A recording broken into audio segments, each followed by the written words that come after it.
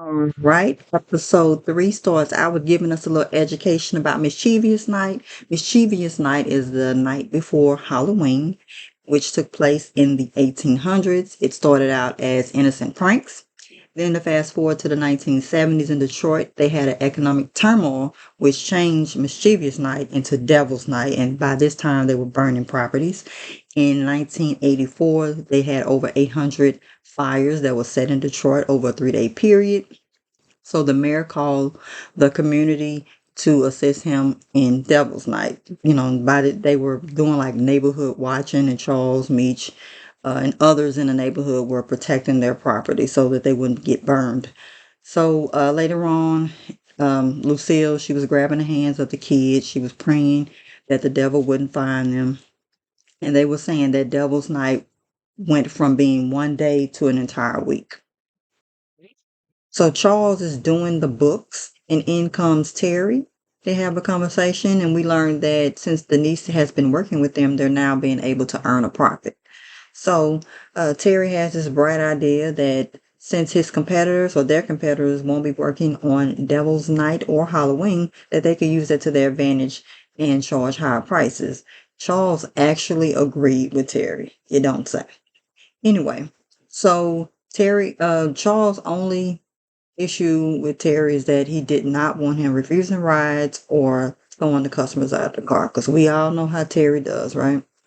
Anyway, while they're in the room, there's a news reporter saying that 87 pounds of cocaine or snow, anyway, was seized from a warehouse in Florida, and they do believe that it was smuggled on a ship. And this caused a drought in the drug game. And during this time, they had dope boys robbing and warring with each other. They had base heads breaking in houses, robbing other people. And all of this was going on during Devil's Night. All right, so Meech and Monique are doing the nasty to Keith Sweat's Make It Last Forever.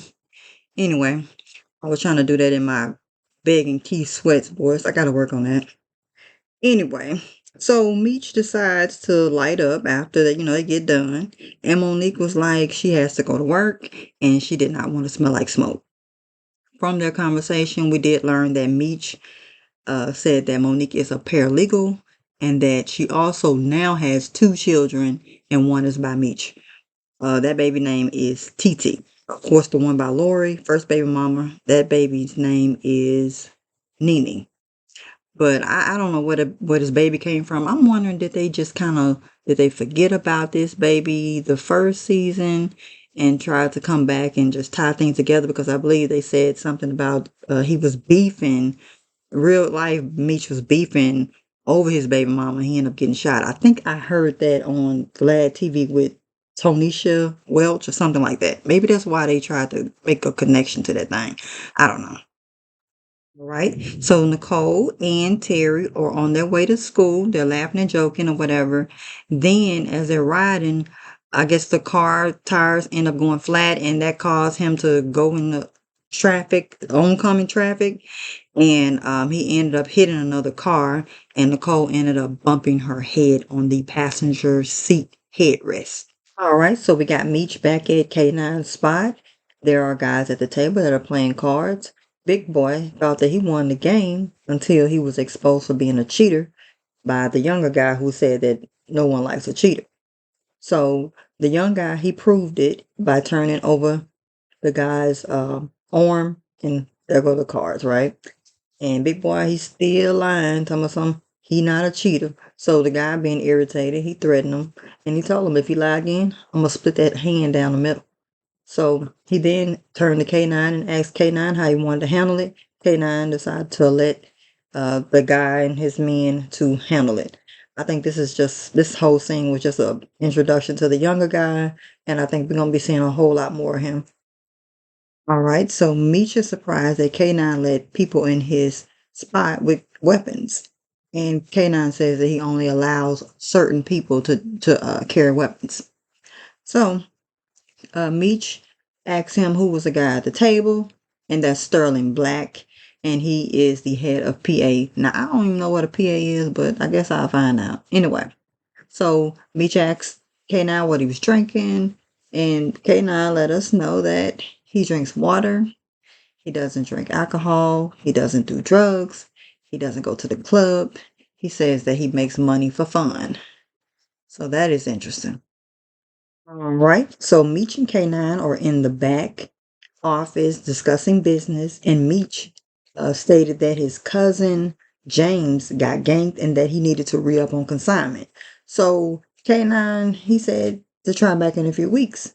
Meech, he said he didn't have a few weeks because of the drought. And K9 was saying that he makes more money withholding and upselling than he does flooding the streets. So Meech, he started pleading his case, saying that, he's the only plug that he uses and that he's loyal and that, what did he got to do to make this happen? So K9 had an idea and he asked him, did he remember the loud mofo named Travis from Brightmoor? And Travis actually owes him a lot of money and that he needed Meech to return him to him alive. And Meech agreed.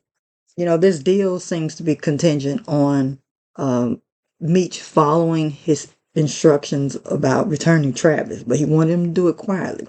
So, before Meech got ready to get up and go and take care of business, K9 told him that blood don't make you family, but loyalty does. And he wanted him to check James' story. So, my opinion, I'm just trying to figure out why he didn't get Sterling Black and the crew to take care of this. I mean, as much as Travis is there, he could have easily had him in his office and handled this just like he did the Cinderella guy. So I'm just wondering, is he testing Meech or what? All right, so Nicole is being treated by the EMT.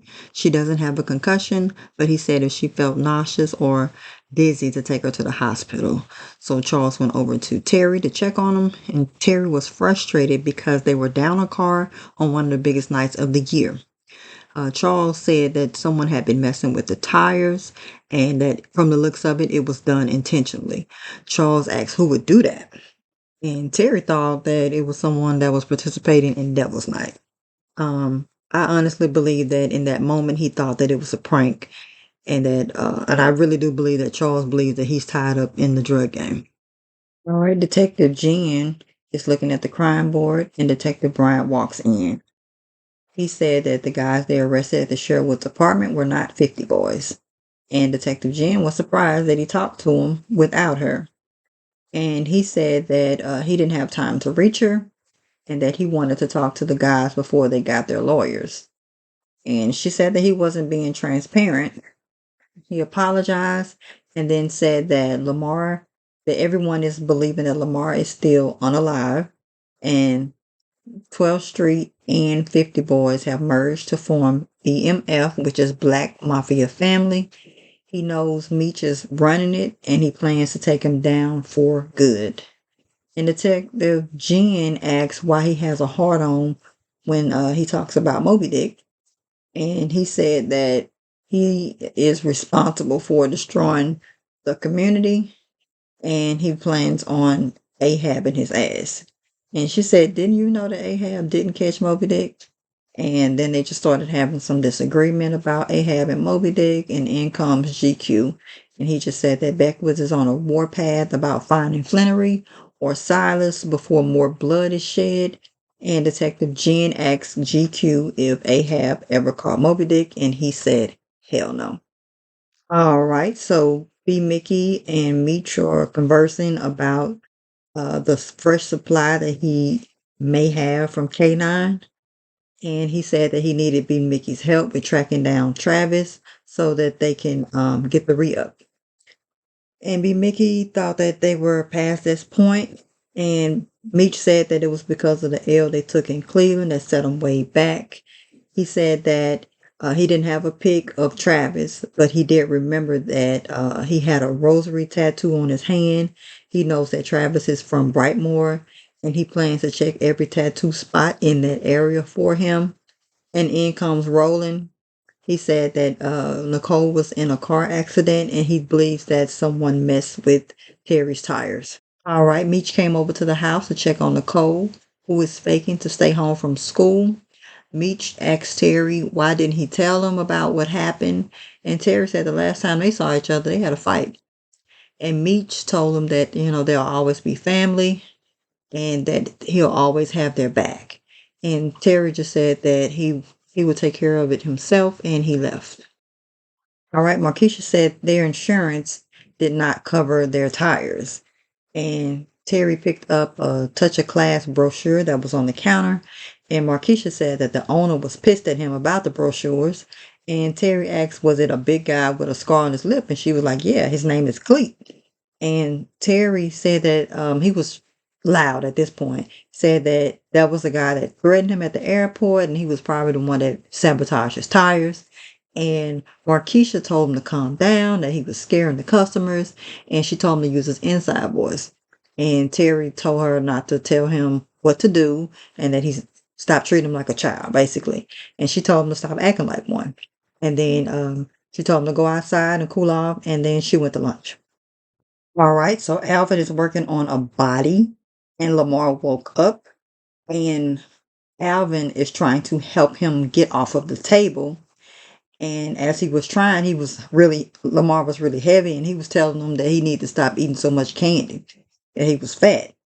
And Lamar was trying to get the unalive guy's shoes, and Alvin was telling him that he couldn't do that. He shouldn't do that.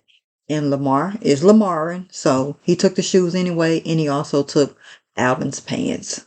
All right, so Terry and Markeisha are having lunch, and Terry apologized for his behavior that he had on her job, and they started eating, is it calamari?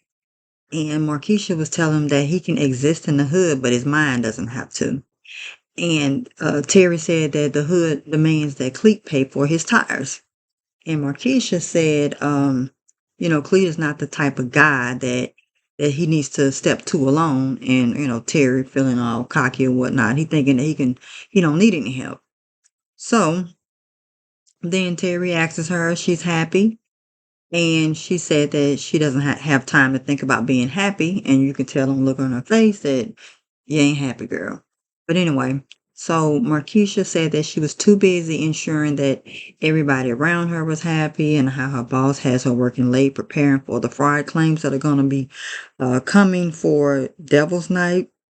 And she said that people who live in the burbs are the people who have property in Detroit, and they're the ones that are setting them on fire and collecting insurance on it. All right, so Zoe's talking to her friends about this boy named Jerome, who's inviting her to go trick-or-treating with him. And then she saw someone that looked like Lamar, but a bus drove by, which blocked her view. And then when the bus passed by, Lamar was gone. So then Monique comes up to her telling her that she was calling her. But of course, Zoe was distracted. And then she told her mama that she saw her dad. And Monique told her that she was seeing things. Now, by this time, Monique, she's starting to look around, and she definitely seems like she's thinking maybe this dude may be alive. Right, so Detective Brian sees his new family member, B. Mickey, in front of the pool hall, and he helps him to light up, and he just asks him, like, where you been? I mean, I ain't seen you in a while. And B. Mickey said that he's been busy. So Detective Brian told him to get in the car, and they was going to go for a ride. I mean, Detective Bryant, like, you are not protecting the family, B. Like, it's only a matter of time before somebody see y'all, like somebody that you don't want to see y'all together. You know what I'm saying? Because I'm sure somebody in there playing pool or something, right? You don't know who riding by, who walking by. Like, y'all just out here. They gonna put two and two together. All right, so Meech got in touch with the tattoo artist, and the man didn't want to provide Meech with any information about Travis until Meech threatened him. So then he got a call from Monique saying that Zoe saw Lamar at school, and Meech said that Lamar is unalive and that he saw it with his own eyes, and that Monique needs to stop letting her watch scary movies because it was making her imagination run wild. So Meech then said that he was going to hit her back later, and then he left the tattoo shop. Meech, you got to listen, B. All right, so Mr. Big and Bad Terry storms into the Touch of Class demanding to see Cleet. The employee was telling him that he needed an appointment, and he was like, he don't need an appointment, and he got an invoice that needs to be paid in full now. So the Cleet walked in, hollering. He matching his energy. And he said, he asked him if he had a problem. And Terry said that he was the one that messed with his tires. And Cleet said that you got the message, right? And that if you don't start nothing, won't be nothing. And the tires won't be the only thing that get trashed. And he told him to leave. So Big and Bad Terry, what'd he do? He left. So my thing is, you should have listened to Markeisha. She told you that you can't go to him alone. But anyway, he played it smart. He knew he was outnumbered and he left. So I'm just trying to figure out why so many Negroes work there. All right. Detective Bryant and B. Mickey arrive at the morgue, and Detective Bryant welcomed B. Mickey to the Merc capital of the world. All I could hear in my head was "It's so cold in the D." But anyway, Detective Bryant said that Detroit had so many unalive people from drugs that B. Mickey and others were putting on the streets that they had to put them in containers. And B. Mickey wanted to know, like, well, why you bring me out here? What they got to do with me? And he said that Kato was in one of them. And of course, B. Mickey feeling like, Detective Bryant is playing him, which he is. And he said, you think I'm stupid? And Detective Bryant was like, well, she didn't have any family to claim her body. And then he said, matter of fact, she does have family. And he pulled out an autopsy report that said that she was pregnant. So B. Mickey then threw up. And Detective Bryant was telling him that, that Black Mafia family is BS and that family wouldn't have family murk their baby mama and their unborn child. Now, of course, he over there trying to lay it on thick, but we know at the end of the day, I'm assuming.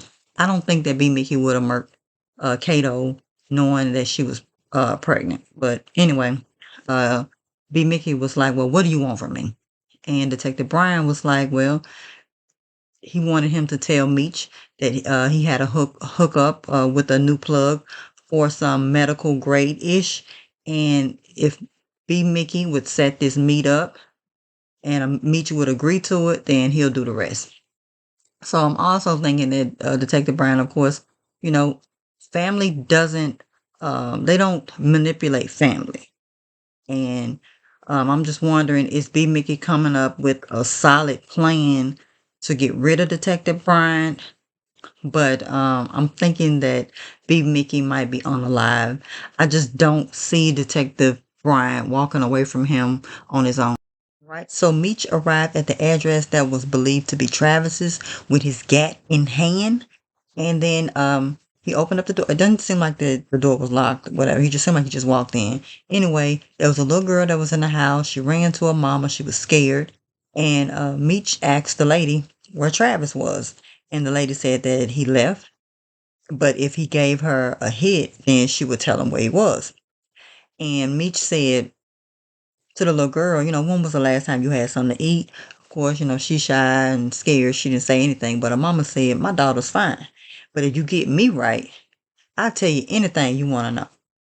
And then she started offering him to, slob the knob or smash him or whatever. But Meech just got on his phone and left. So, this lady was aggressively trying to get this dude the Tootsie Cat. I just feel bad for the baby. She exposed to way too much. Look at Charles. Just look at him. Just trifling. Charles is in the church, not thinking about the Lord, and neither is Sister Riley. They are straight up flirting in the church. I thought that he would have been doing the nasty with Mabel, but now I don't know who's gonna get Daddy the Tootsie Cat first. Charles out here with options now, huh? Anyway, so Charles and Sister Riley, they playing the guitar, having a good time, and Lucille is smiling and clapping her hands just like everybody else. And then Lucille just noticed that they are way too friendly over there, like uncomfortably too friendly. Like that Negro married and he being too friendly. So that made her feel like, okay, something going on or might be going on, and there's trouble in my marriage. But you should have known that the other day, though, good, when y'all was arguing about that broad, that credit card. Come on. So Lucille decided to speak with Pastor Swift after church about an issue she has with Charles, and that she said that she's having doubts about their marriage, and that they're not doing the nasty anymore, and that she found some adult magazines in Charles's guitar case. And Pastor Charles, he shook his head and he said that all men have desires. And then he looked at the lady's booty that walked by as she was heading out of the door. And Pastor Swift said that it is up to her to make herself more desirable than those women that he finds in the magazines. And Lucille said that she tried, but Daddy just won't do her. And so Pastor Swift said that it's not just how she looks, but it's also her attitude and her spirit, and that she needs to humble herself and be submissive to Charles. And Lucille said, well, that is not easy for her to submit to a man. And Pastor Swift recommended that she prays until it is. And Lucille, she thanked them, and she looked like, ninja please, and I'm not doing that. Pastor Swift shook his head like he should have, like Charles should have hit him in a better spot. All right. So Meech is still in the lady's house, and he's hearing her sing the song Bingo, right?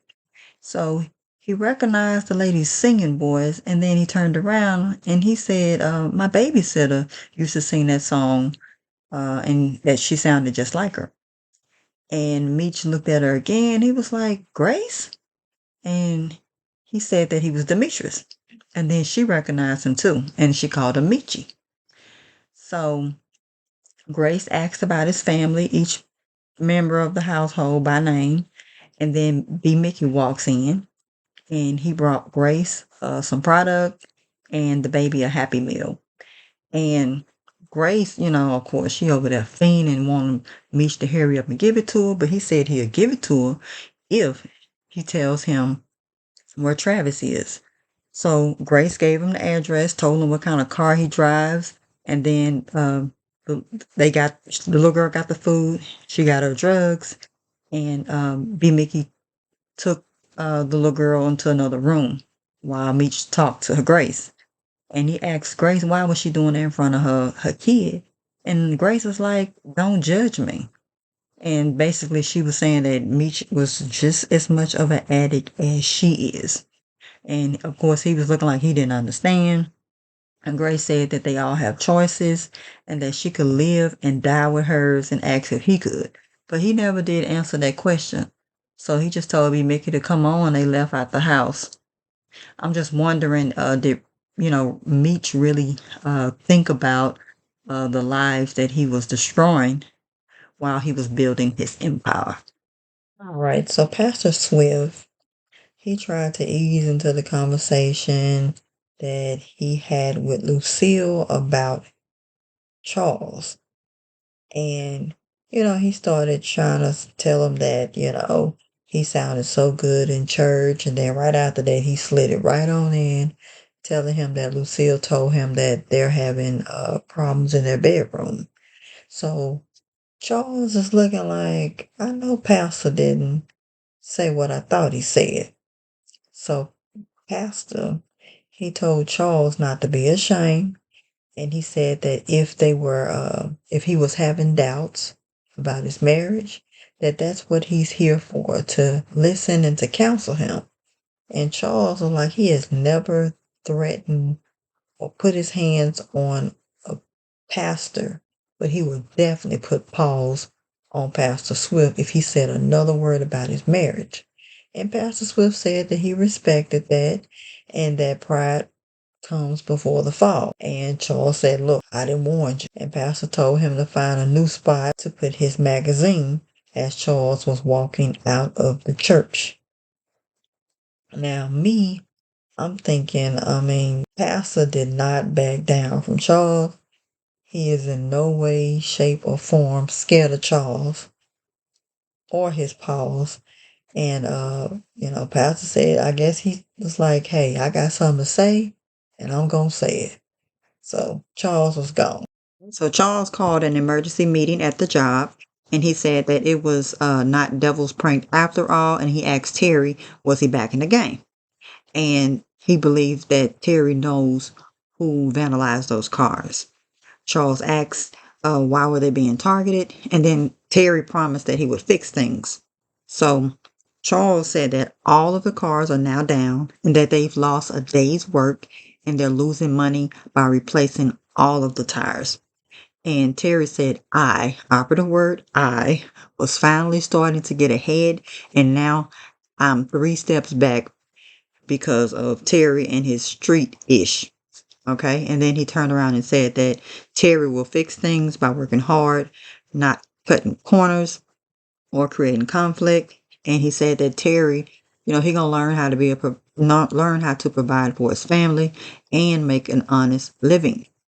So Charles was mad. He walked off. Denise came up to Terry, and she said that she had a son that's in college, and now Terry's like, look, so now you trying to go in on me too.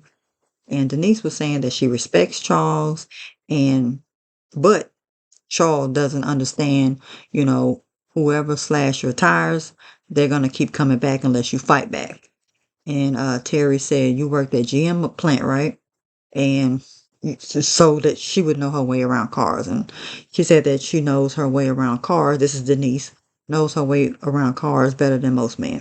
All right, so Charles is headed out to go to Mabel's house to fix her fan. And Lucille told him that they have walls at their house that haven't been fixed in 2 years. And Charles asked Nicole to leave the room. And Charles said that he was embarrassed that she told Pastor about their bedroom issues. And Lucille was like, she needed some advice about their marriage. And Charles was like, that's not something you discuss with a stranger. And Lucille did not think that Pastor was a stranger.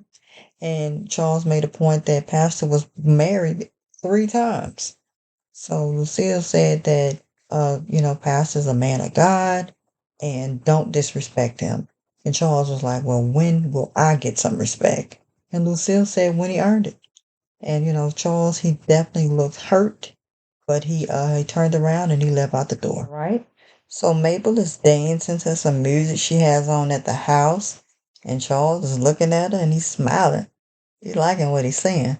So anyway, I'm thinking that Charles is emotionally injured, and especially after having words with his wife, I think that he's very vulnerable right now. Anyway, so Mabel is challenging Charles to a dance off or to dance with her. And Charles said that, she was doing fine by herself. And she said that, please don't tell me that you play music but you have 2 left feet. And Mabel, she was in the kitchen, and he could see her in the kitchen. So she came out of the kitchen, went into the den or whatever that is, where Charles was fixing the ceiling fan, and she turned up the music and she challenged him to a dance. And Charles eventually accepted the dance. It didn't take him that long. But then they started dancing together, and Mabel out here giving him compliments, um, telling him how good of a dancer he was.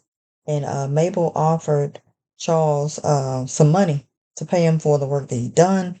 But of course, he declined the money. But, he told her that she was family.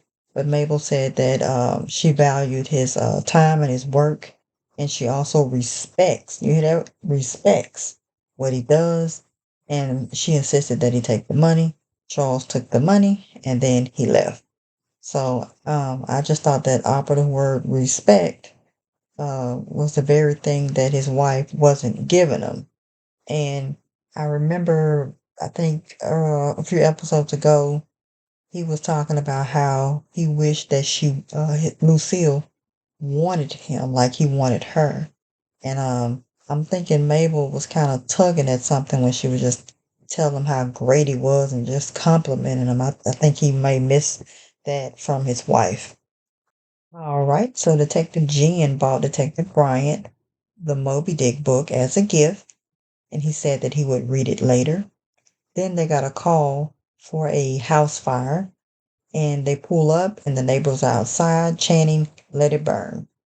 And Detective Bryant said that he wanted to have the fire put out so that it won't spread to the rest of the neighborhood. But the neighbors, they didn't really seem to care because they were tired of that house and they were saying that it was a poor house.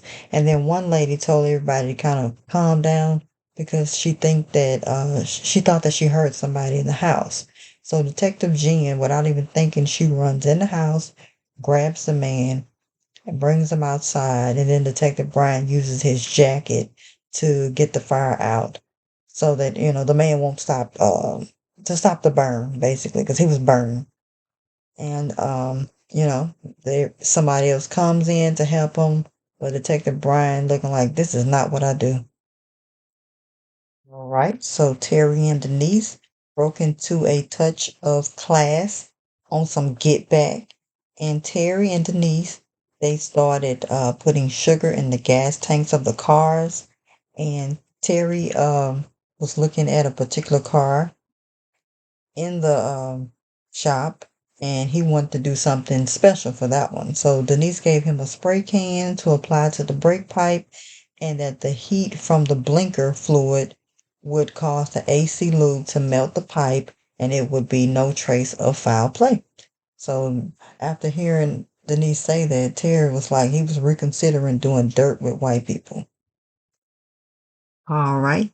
B. Mickey and Meech arrived back at Travis's spot. At least it made it seem like that way. It sounded like they had been waiting on him. He's back at home. So Meech decided to remind B. Mickey not to unalive Travis. So they're getting out of the car, and they can see through the window that Travis is eating out Peaches, which is K9's girl. And there's also a guy outside that was getting ready to start a fire, but Meech and B. Mickey stopped him, and they took the cocktail from him, and then they threw a brick inside of Travis's car and set the car on fire. So Travis came outside because of that with his gat in hand, and he started shooting at B. Mickey.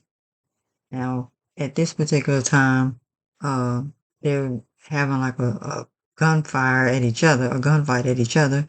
Travis runs back into the house. B. Mickey's trying to get in, but Meech has ran towards the back of the house to get inside of the house. So, they're shooting inside of the house now. And Meech told him that he didn't want to murk him, but of course Travis didn't believe him, and Travis kept shooting. I mean, who would believe Meech at that particular time shooting at you, right?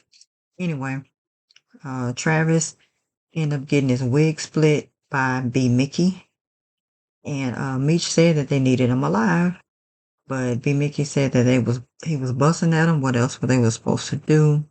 So, um, as they were talking, Peaches comes in the room. She points her gat at Meech, and of course we know that's K9's girl.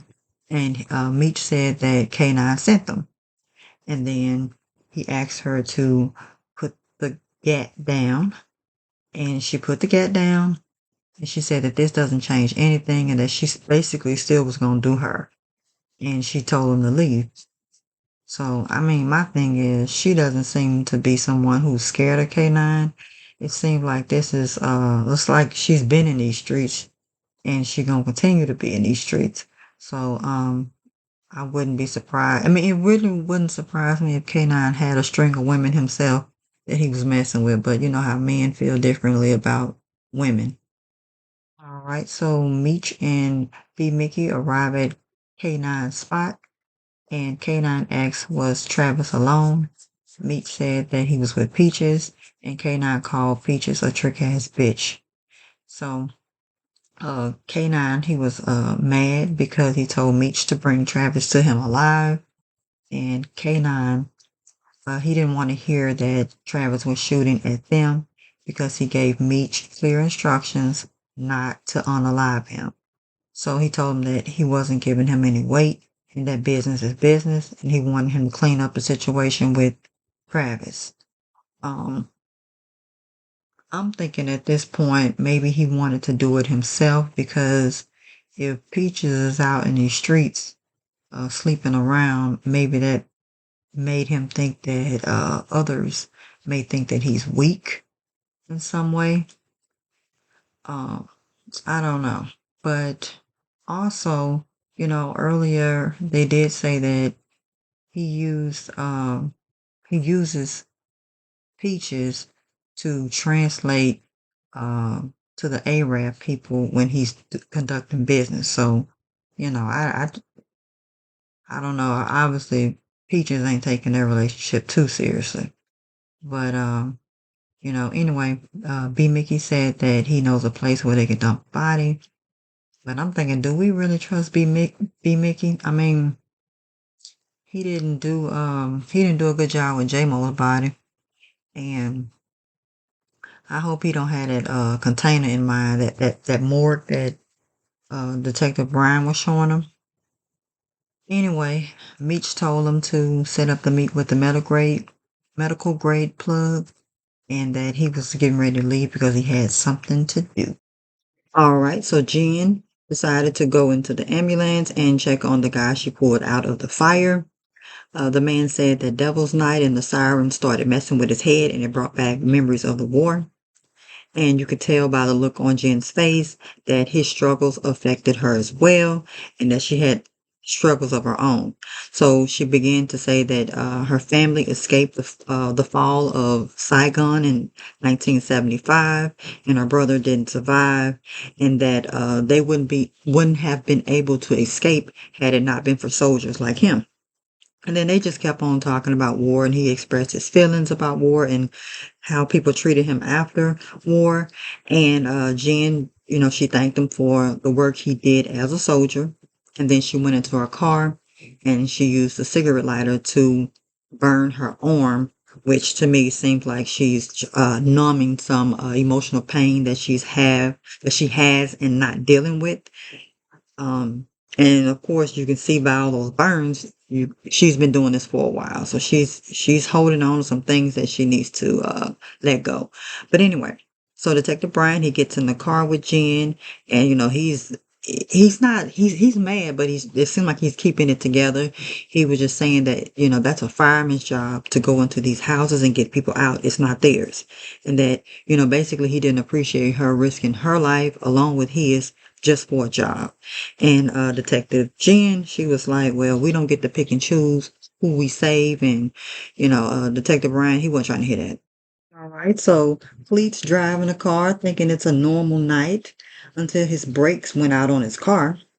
And then he ended up pulling over, and some cars came up behind him, which he was trying to go into his glove compartment to get his gat.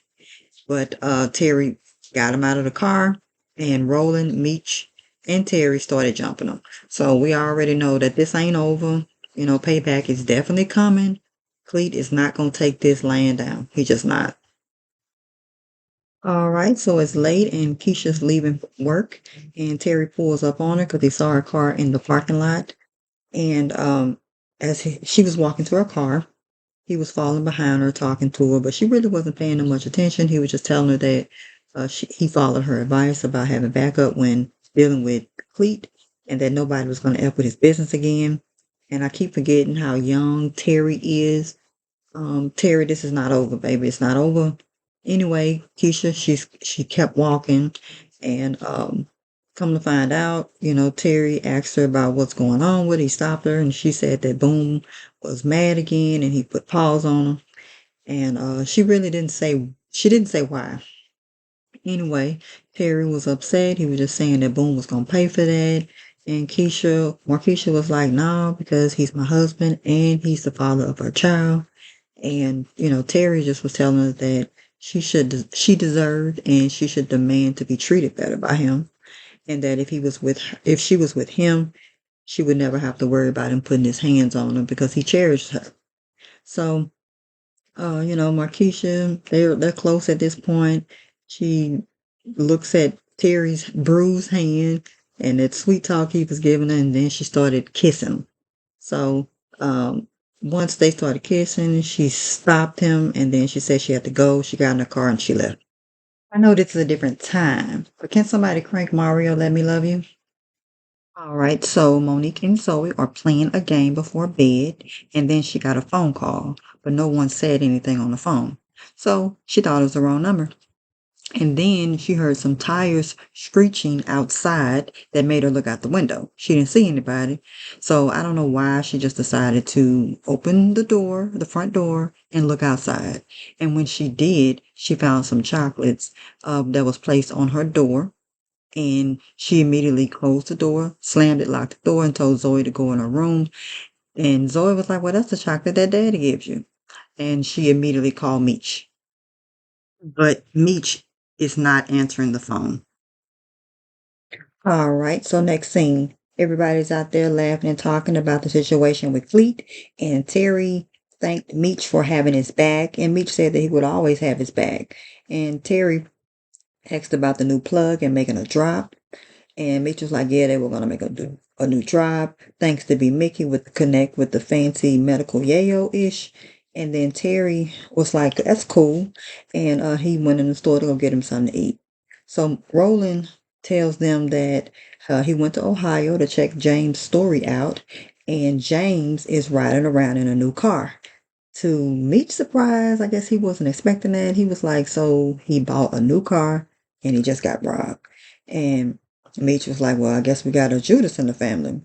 And I'm thinking, Meech, I think you got two. But anyway, so Meech pulled B. Mickey over to the side and he thanked him for having his back.